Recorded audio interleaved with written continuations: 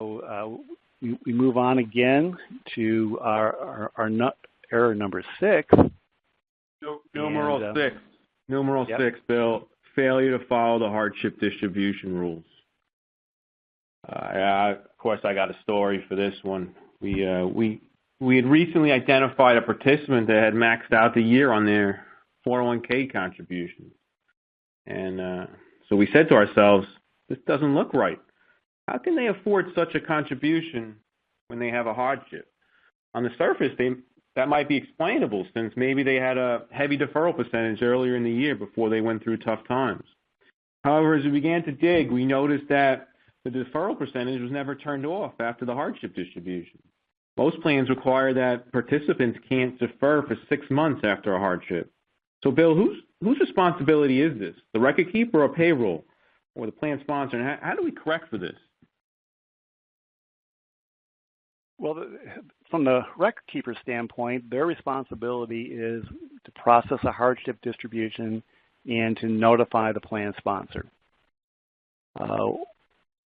Once the plan sponsor knows that a hardship distribution has been made from the plan, it's up to the payroll department to suspend the deferrals for the 6-month required period.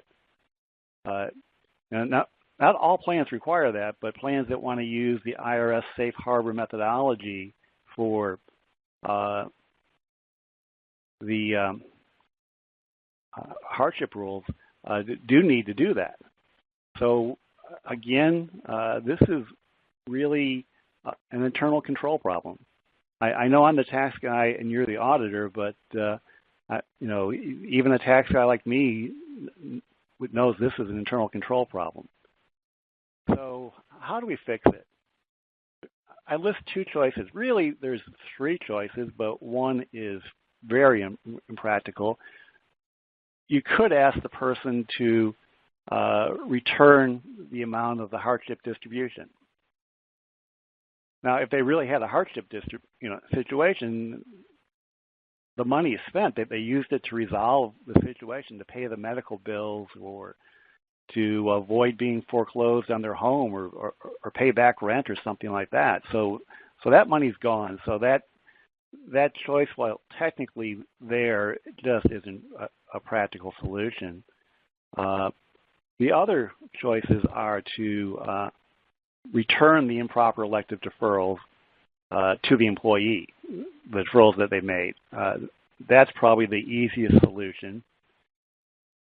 The IRS website does say that you could alternatively suspend the elective deferrals for a 6-month period going forward. So once you find out the error, you then notify the participant that we should have suspended you from making deferrals to the plan a year ago, but we failed to, so now we're going to suspend you now.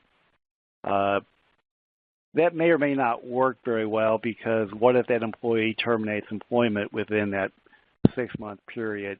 You then still have a problem that you haven't fully corrected. So probably the most practical choice, the one I see most plan sponsors taking, is to simply return the money that was incorrectly deferred into the plan. That seems simplest.